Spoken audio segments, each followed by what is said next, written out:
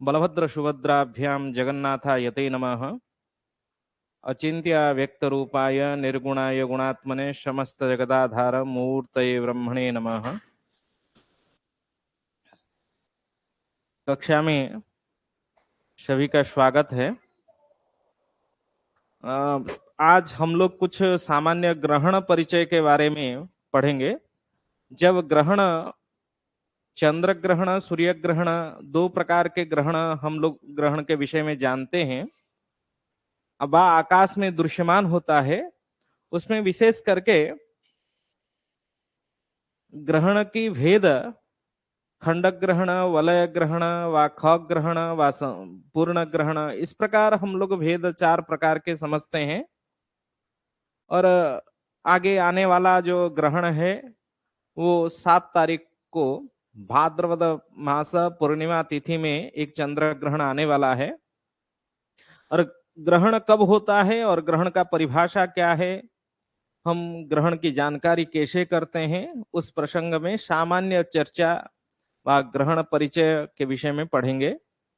विशेष करके आप लोग जब सूर्य सिद्धांत के ग्रहण प्रसंग को व कपिलेश्वर शास्त्री के टीका को देखते हैं, उसमें प्रथम चंद्र ग्रहण अध्याय में ग्रहण परिचय के बारे में प्रतिपादन किया गया है। उसको मैं आपको दिखा रहा हूं, लिखा हुआ है ऐसे ही। आप लोग कपिलेश्वर शास्त्री के टीका देखेंगे तो किम नामक ग्रहणम, किम नामक ग्रहणम, ग्रहण हम लोग किसको कहते हैं? किम नामक ग्रहणम जिज्ञासायाम गृह्यते अनेन इति ग्रहणम, ये परिभाषा है। गृह्यते अनेन इति ग्रहणम कहने से जैसे हम लोग कोई भी वस्तु को ऐसे ही पकड़ लेते हैं, गृह्यते, इसी वस्तु को जैसे मैं मोबाइल को पकड़ लिया हूं, तो इस मोबाइल के इतने जितने भाग मेरे हाथ में रह गया है वह आपको दृश्यमान नहीं होता है। जो अदृश्य है वही ग्रहण हो जाता है, उसी को ही हम लोग क्या कहते हैं? ग्रहण कहते हैं।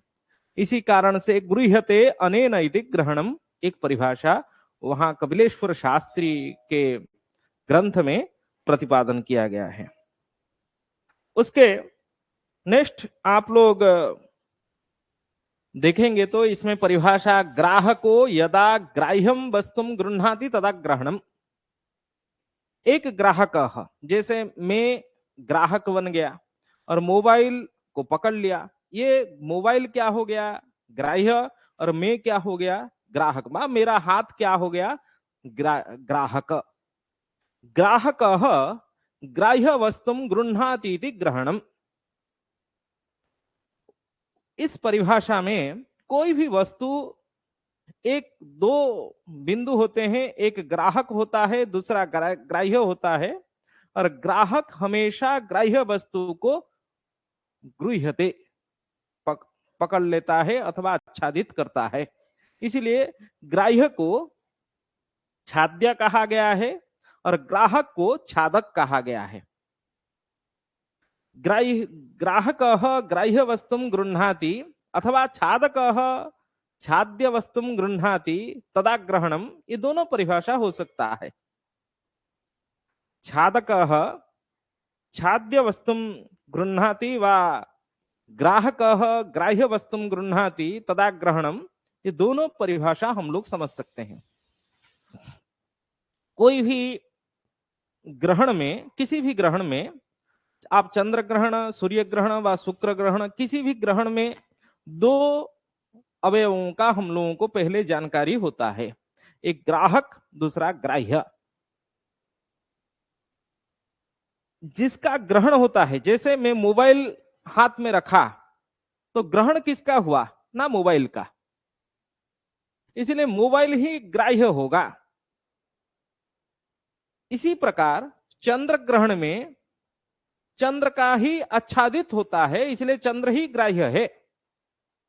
और सूर्य ग्रहण में सूर्य ही ग्राह्य है, जिसका ग्रहण होता है वह ग्राह्य होता है। यस्य ग्रहणम भवति तदेव ग्राह्य वस्तुम, यह आच्छादयति सह ग्राहकः व सह छादकः, जो आच्छादित करता है, जो गृहते, यह गृहते सह ग्राहकः, जो ग्रहण करता है वही ग्राहक होता है। जैसे मेरा हाथ मोबाइल को रख रहा है तो मेरा हाथ ही क्या हो गया ना, ग्राहक हो गया, और मोबाइल ही क्या हो गया, ग्राह्य हो गया। इसी प्रकार कोई भी उदाहरण आप उठा लीजिए जहां गृह्यते अनेन इति ग्रहणम में ग्राहकः ग्राह्य वस्तुम गृह्णाति इति ग्रहणम। सेकंड परिभाषा में हम लोग यह समझ रहे हैं, ग्राहकः ग्राह्य वस्तुम गृह्णाति, इसको आप नोट कर सकते हैं।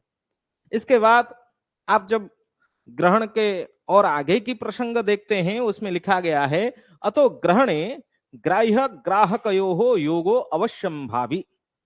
जैसे दोनों हाथ मोबाइल का योग हुआ, उसी तरह कभी भी कोई भी ग्रहण हो, वहां एक ग्राह्य दूसरा ग्राहक, दोनों का योग अवश्यम भावी, अवश्य होता है, दोनों का योग ही होता है।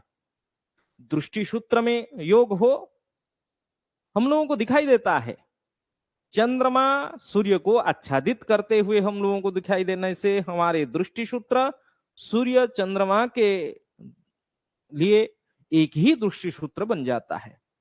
सूर्य को जिस दृष्टि सूत्र में हम लोग देख रहे हैं, उसी दृष्टि सूत्र में चंद्रमा को ही हम लोग देखेंगे। उससे चंद्रमा सूर्य को आच्छादित करेगा, चंद्र ग्राहक हो जाएगा और ग्राह्य सूर्य होगा। इसी प्रसंग में आप चंद्र ग्रहण देखेंगे तो भूभा एक पृथ्वी का छाया चंद्र को आच्छादित करता है, चंद्रमा भूत छाया में प्रवेश कर जाता है, इसीलिए भूत छाया ही ग्राहक होता है और चंद्रमा ग्राह्य हो जाता है।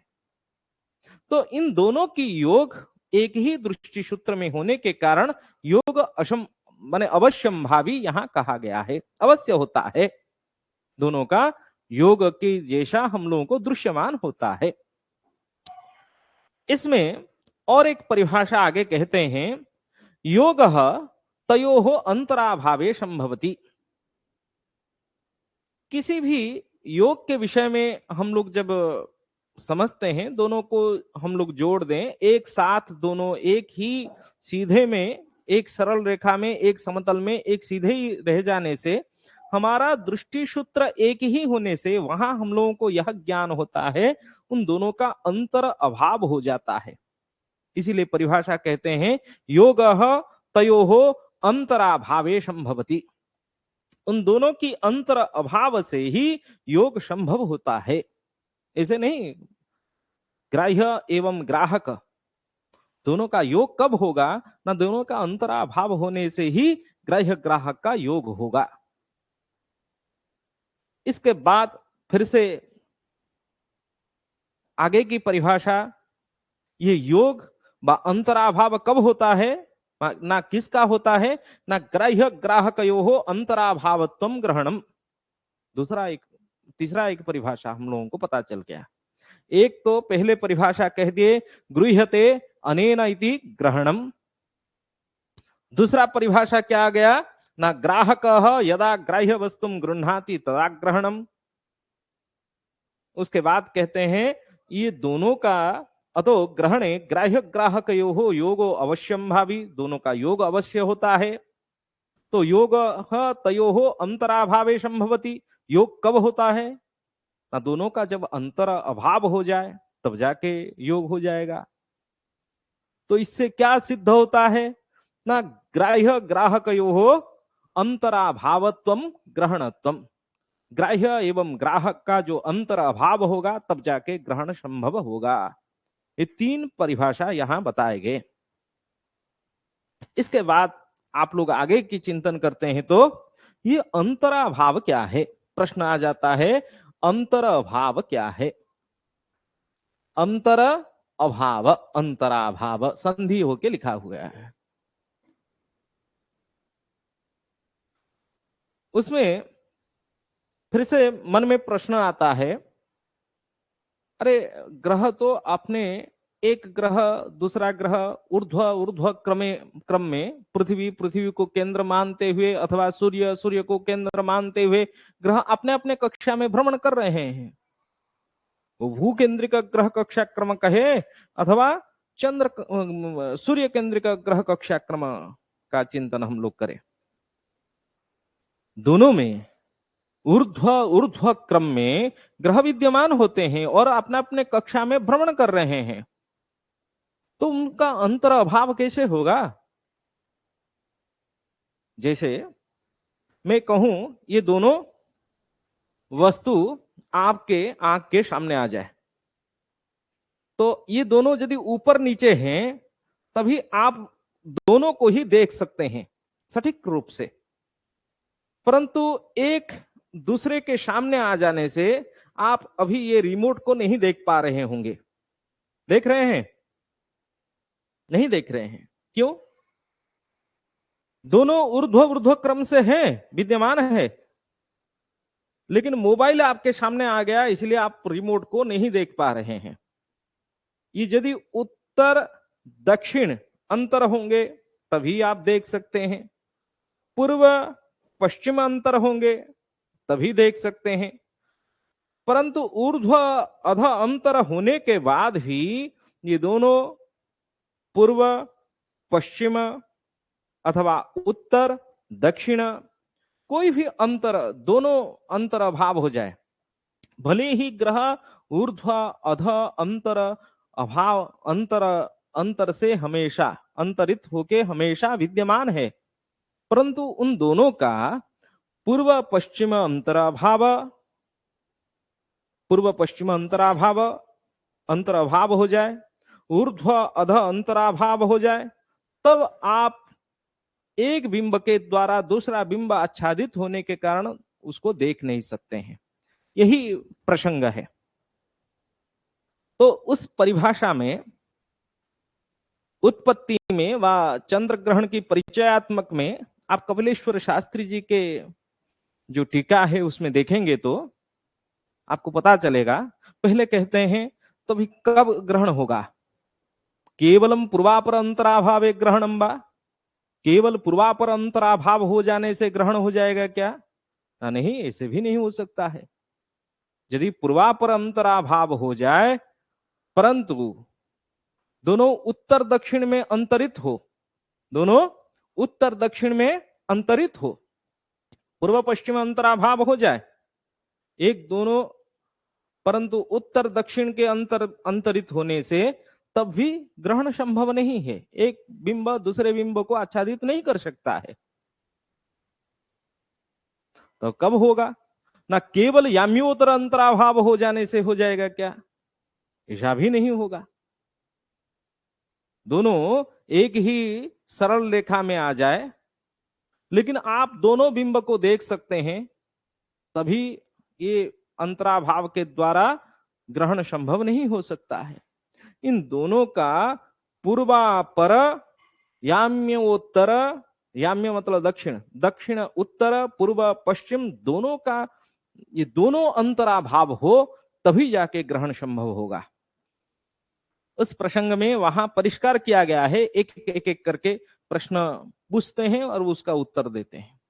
क्या केवल याम्योत्तर अंतराभाव से ग्रहण होगा अथवा ऊर्ध्वा ऊर्ध्व अंतराभावे पूर्वापर अंतराभावे ग्रहणम वा, पूर्वापर अंतराभावे एवं ऊर्ध्व ऊर्ध्व अंतराभावे ग्रहणम, याम्योत्तर अंतराभावे ऊर्ध्व ऊर्ध्व अंतराभावे ग्रहणम वा।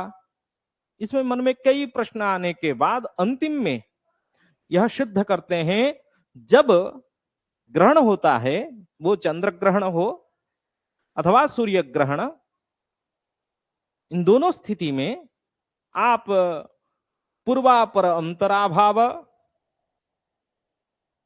पूर्वापर अंतराभाव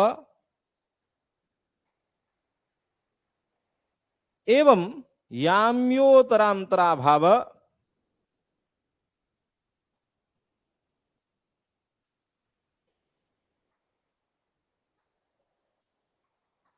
ये दोनों जब हम लोगों को दृश्यमान होता है, दोनों संभव होता है, पूर्वापर अंतराभाव एवं याम्योत्तर अंतराभाव, तब जाके ग्रहण संभव होता है। तभी परिभाषा कदा ग्रहणम संभवति, इसमें प्रश्न में उसका एक और परिभाषा, ग्रहण का परिभाषा हम लोगों को पता चला, यदा ग्राह्य ग्राहकयोः पूर्वापरांतरा भावे याम्योतरांतरा भावे च ग्रहणम, केवलम एकम यदि संभवम भवति तदानीं ग्रहणम न संभवति। केवलम एकस्य अभावः, केवलम पूर्वापरंतरा भाव भवति चेत् तदा ग्रहणम न संभवति। केवलम याम्योतरांतरा भाव भवति चेत् तदानीम् अपि ग्रहणम न संभवति। ये तभी मन में फिर से प्रश्न होता है, क्या प्रश्न, जिज्ञासा है, ये कब पूर्वापरांतरा भाव हो जाता है, कब यम्योतरांतरा भाव होता है ग्रहण, तब जाके ग्रहण संभव हो जाता है, ये किस प्रकार की स्थिति है। आप चंद्र ग्रहण कदा संभवती, उस प्रश्न में आपके मन में तुरंत, बचपन से आप लोग देखते आ रहे हैं, ये पूर्णिमांते, पूर्णिमा के लगभग अंतिम काल में ही चंद्र ग्रहण हम लोगों को दृश्यमान होता है। पूर्णिमांते चंद्र ग्रहणम, तो उस प्रसंग में प्रत्येक पूर्णिमांत में क्या चंद्र ग्रहण संभव होगा? ये भी संभव नहीं है। प्रत्येक पूर्णिमा के अंतिम काल में ये पूर्व पश्चिम अंतर का अभाव निश्चित होगा, क्योंकि ये दोनों पूर्णिमांत कब होता है, न सूर्य से चंद्रमा की दूरी 180 डिग्री का हो जाए, सूर्यात चंद्रः षड्भा अंतरिते पूर्णिमां भवति, पूर्णिमांत काले यदि षड राशि अंतरितम भवति तदानीं राश्य अंशादि माने ही तत्र सूर्य चंद्रो तुल्यो भवतः, तब क्या होता है, सूर्य चंद्रमा अंश कला विकला मान से तुल्य हो जाते हैं पूर्णिमा के अंतिम काल में, तब ग्रहण संभव हो सकता है। दोनों, एक तरफ में सूर्य हो जाए, दूसरे तरफ में चंद्रमा हो जाए, जो क्रांति रेखा व क्रांति वृत्त, उस वृत्त में, राशि वृत्त में, एक मेष राशि में, दूसरा तुला राशि में, तो षड राशि अंतरित हो गए, ये दोनों षड राशि अंतरित हो गए, लेकिन सूर्य मेष राशि में जितने अंश कला विकला में हैं, चंद्रमा भी तुला राशि में उतने ही अंश कला विकला में हैं, उससे बराबर ही हो गया अंश कला विकला से, तो उन दोनों का पूर्व पश्चिम अंतर का अभाव हो गया। और अमावस्या के अंतिम में दोनों तो राशि अंश कला विकला मान से ही तुल्य हो जाते हैं, क्योंकि हम लोग जानते हैं दर्शांते, दर्शांत नाम अमांत, अमावस्या के अंतिम काल, दर्शांत काल में व अमावस्या के अंतिम काल में सूर्य चंद्रमा की संगम होता है, सूर्य चंद्रयोः संगमः अमांते भवति। इसका अर्थ क्या हुआ, ना सूर्य चंद्रमा राशि अंश कला विकला मान से ही तुल्य हो जाएंगे, सूर्य का स्पष्ट राशि अंश कला विकला जितना होगा, चंद्रमा का स्पष्ट राशि अंश कला विकला उतना ही होगा अमावस्या के अंतिम काल में। तो पूर्णिमा के अंतिम काल में 6 राशि की दूरी पे रहने के बाद भी उन दोनों की अंश कलादिमान समान होता है, तुल्य हो जाता है, और अमावस्या के अंतिम समय में दोनों एक ही राशि अंश कला विकला सूर्य चंद्रमा से समान रहने से तब जाके पूर्वापर अंतर का अभाव हो जाएगा। इसीलिए वहां एक लिखा गया है, क्रांति विमंडलयोः अंतराभावात् दक्षिणोत्तर अंतराभावः तथा भूभा चंद्रयोः राश्यादि भी तुल्यत्वे पूर्वापर अंतराभावः। आगे भूभा किसको कहते हैं उसको भी हम लोगों को समझना है। चंद्र सूर्ययोः अंशादि तुल्यत्वे पूर्वापर अंतराभावः बा भूभा चंद्रयोः राश्यादि भी तुल्यत्वे पूर्वापर अंतराभावः। बा अमावस्या के अंतिम काल में सूर्य चंद्रमा की राशि अंश कला विकला तुल्यत्व हो जाने से पूर्वापर अंतराभाव होगा। और सूर्य जिस वृत्त में भ्रमण कर रहा है उसको हम लोग क्रांति वृत्त के रूप में परिकल्पना करते हैं व चिंतन करते हैं। सूर्य क्रांति वृत्ते भ्रमति। चंद्रमा स्वविमंडल व स्व कक्षा में भ्रमण कर रहा है, उस कक्षा का नाम विमंडल है। क्रांति विमंडलयोः संपातम भवति। संपातम इत्युक्ते पात उच्यते। दो संपात, एक क्रांति एवं चंद्र विमंडल का दो संपात, एक पूर्व संपात दूसरा पश्चिम संपात है। इन दोनों संपात को एक का राहु दूसरे को केतु करके हम लोग माने हैं।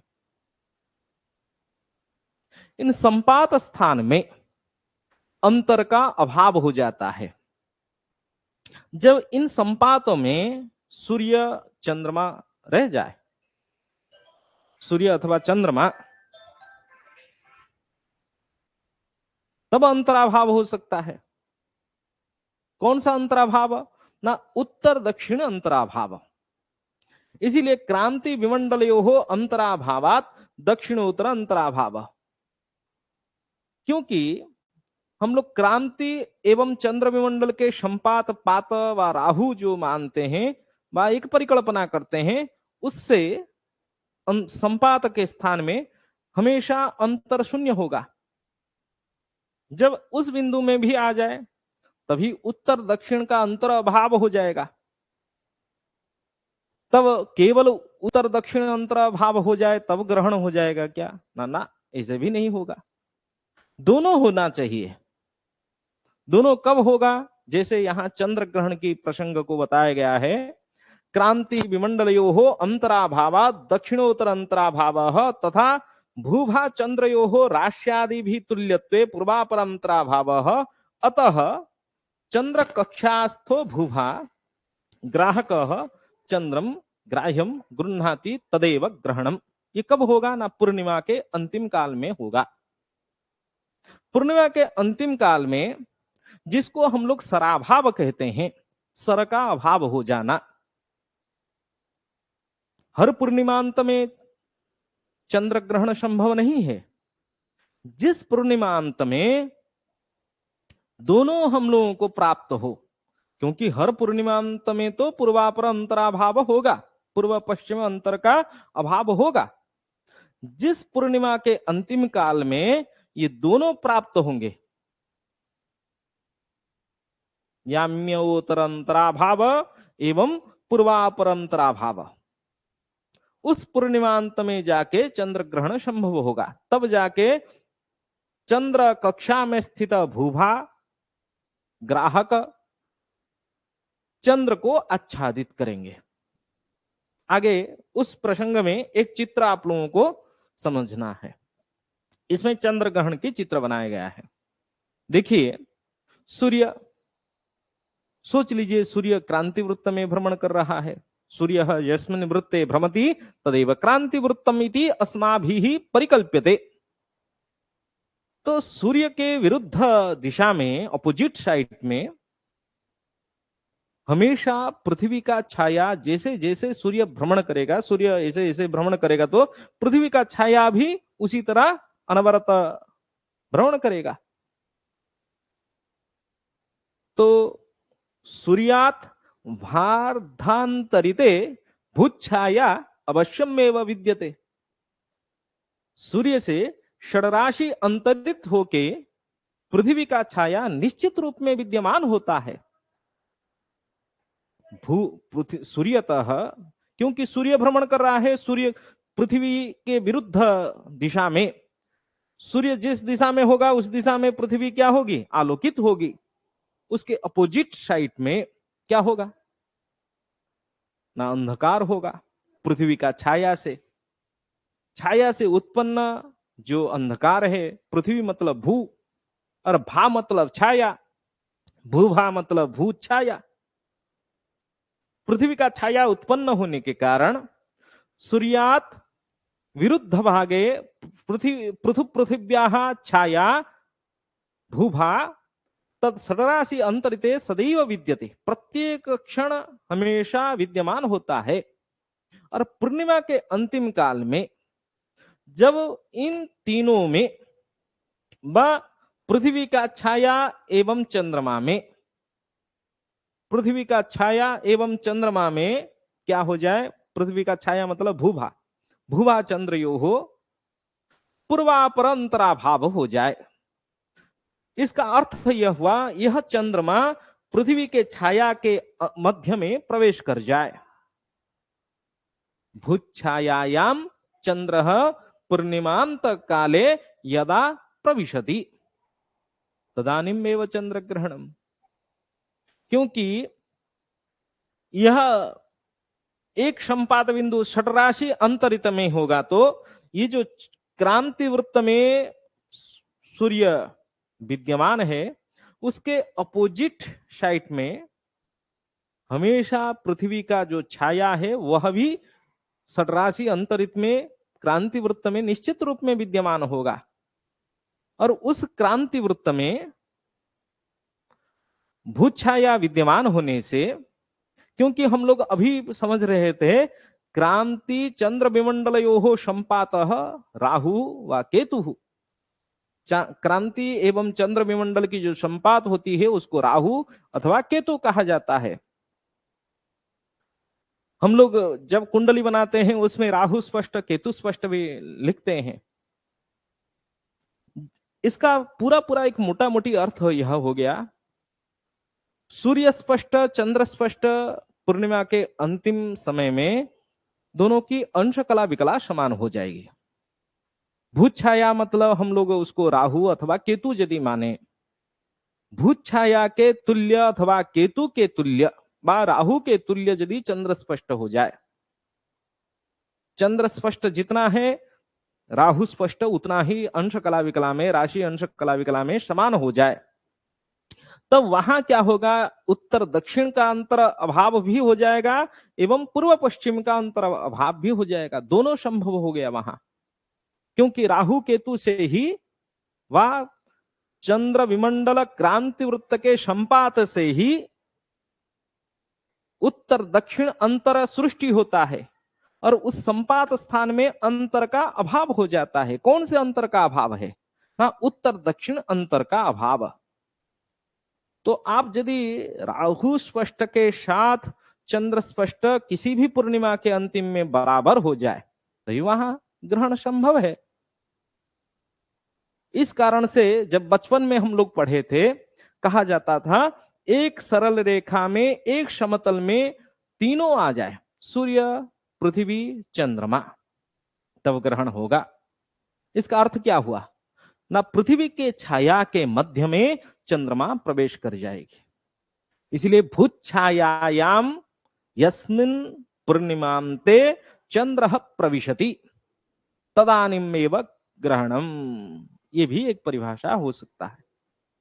भूत छायायाम यस्मिन् पूर्णिमांते चंद्र प्रविशति तदानीमेव चंद्र ग्रहणम, अर्थात वहां ग्राह्य ग्राहकयो हो, तो चंद्र ग्रहण में ग्राह्य कौन हो गया,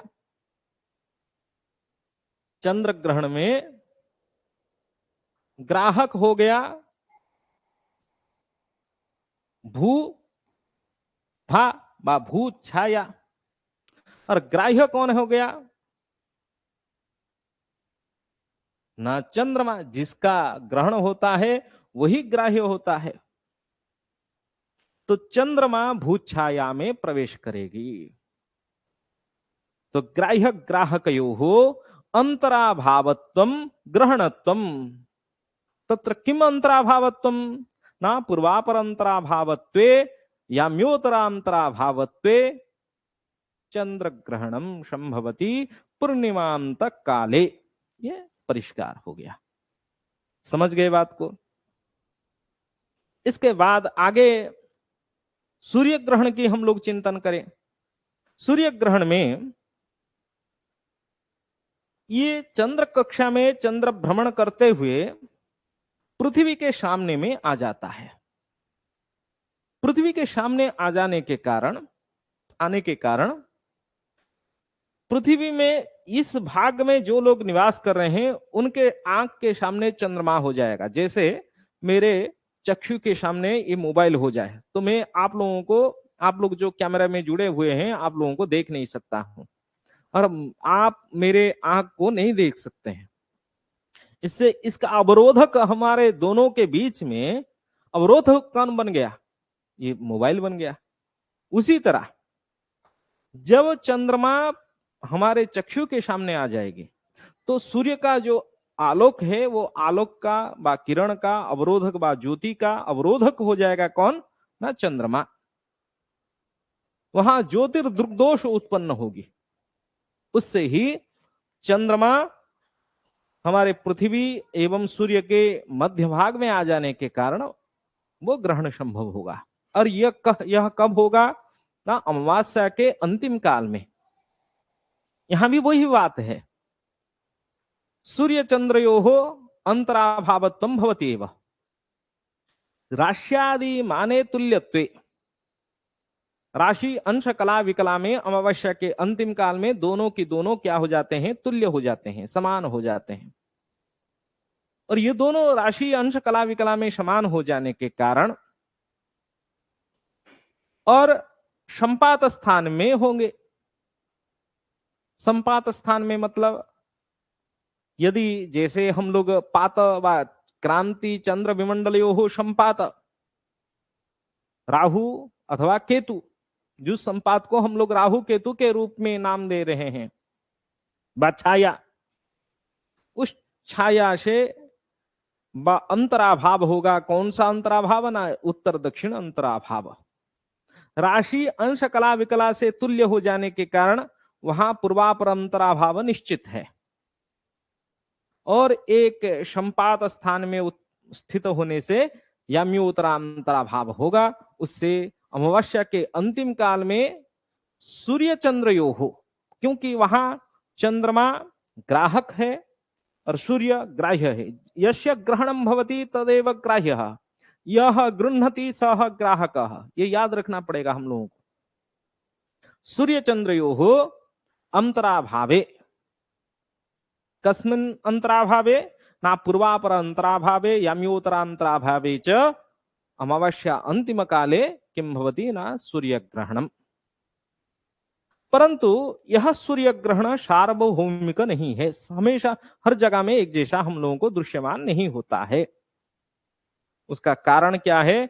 ना जिस यहां आप लोगों को चित्र में दिख रहा होगा, ये पृथ्वी में हर जगह में अलग अलग सूर्य हम लोग देखेंगे, क्योंकि सूर्य को देखने के लिए हमारा दृष्टि सूत्र एक है और चंद्रमा को देखने के लिए दृष्टि सूत्र एक है। दोनों दृष्टि सूत्र यदि एक ही हो जाएगी अमावस्या के अंतिम काल में, तब हमारे चक्षु के सामने चंद्रमा आने लगेंगे। उससे हम लोग सूर्य को नहीं देख सकते हैं, उससे ग्रहण होगा। परंतु जो अमेरिका में रह रहा है वो जिस दृष्टि सूत्र से सूर्य को देख रहा है उसी दृष्टि सूत्र से क्या चंद्रमा को देखेगा। एक ही समय में भारत में रहने वाला व्यक्ति एवं अमेरिका में रहने वाले व्यक्ति का दृष्टि सूत्र भिन्न भिन्न है। उससे वो सूर्य चंद्रमा भिन्न कक्षा में होने के कारण वहां क्या हो रहा था? चंद्र ग्रहण में ना पृथ्वी के छाया के मध्य भाग में चंद्रमा प्रवेश कर रहे थे। इसलिए पृथ्वी में रहने वाले सभी लोग पृथ्वी के छाया में चंद्रमा प्रवेश करने के कारण हम लोग क्या चिंतन कर रहे थे? वह चंद्र का ग्रहण हुआ, हम लोग उस चंद्र ग्रहण को अनुभव कर रहे थे। परंतु यहां क्या हो रहा है? भले ही पृथ्वी के छाया विद्यमान है, परंतु पृथ्वी के छाया के मध्य में चंद्रमा प्रवेश नहीं कर रहा है। पृथ्वी सूर्य के मध्य भाग में चंद्रमा आ रहा है। जिन व्यक्तियों के दृष्टि सूत्र के सामने चंद्रमा होगा, जिन देशों के सामने चंद्रमा होगा, उसी स्थान में क्या होगा? सूर्य ग्रहण दृश्यमान होगा और बाकी स्थानों में सूर्य ग्रहण संभव नहीं होगा। इसीलिए हम लोग सूर्य ग्रहण को सार्वभौमिक ग्रहण नहीं कह सकते हैं। और इसी कारण से एक तो हम लोग जानते हैं पृथ्वी का उपग्रह चंद्रमा है। एवं छोटा है। सूर्य से छोटा बिंबात्मक मान उसका छोटा है।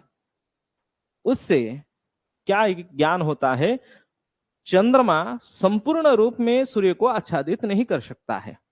जैसे मेरे चक्षु के पूरा नजदीक सूर्य मोबाइल होगा तो मैं बिल्कुल आप लोगों को, किसी को व कैमरा को नहीं देख सकता हूं, लेकिन थोड़ा सा दूर होगा तो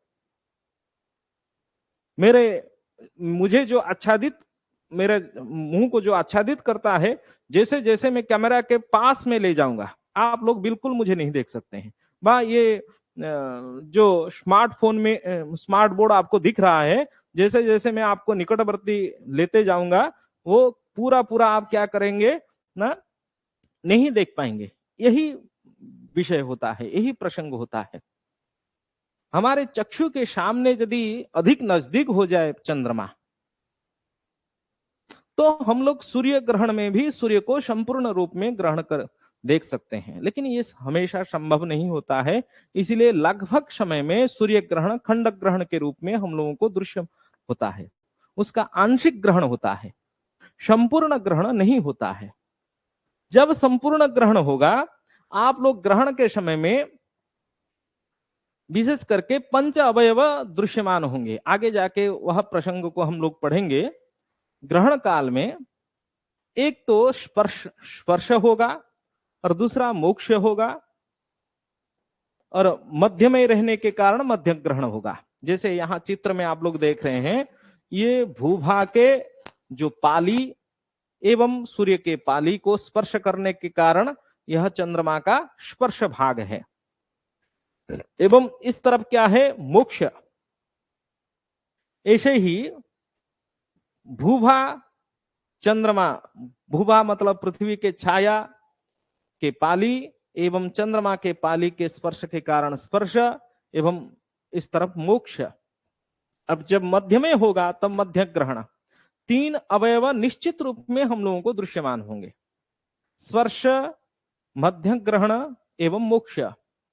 वो खंड ग्रहण हो, वा वलय ग्रहण हो, वा कुग्रहण संपूर्ण ग्रहण हो, वा कंकणाकृति ग्रहण हो, किसी भी ग्रहण में हम लोगों को ये तीनों अवयव निश्चित दृश्यमान होंगे, स्पर्श, मध्य ग्रहण, मोक्ष। परंतु शकल ग्रहण में जब पूर्ण ग्रहण होता है, उसमें शास्त्रकारों ने 5 अवयव को स्वीकार किए हैं। एक तो स्पर्श, शकल ग्रहणे, शकल ग्रहण नाम पूर्ण ग्रहण,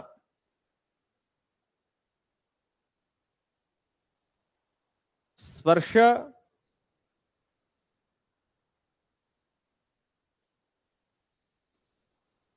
एवं उसके बाद सम्मीलनम,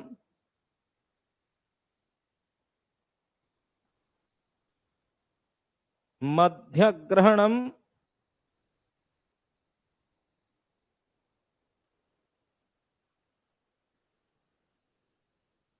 उन्मीलनम,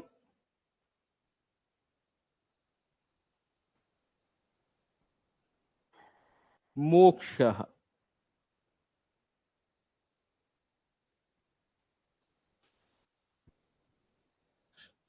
शकल ग्रहणे ये 5 अवयव दृश्यमान होते हैं। ये 5 स्पर्श, सम्मीलन, मध्य ग्रहण, उन्मीलन, मोक्ष।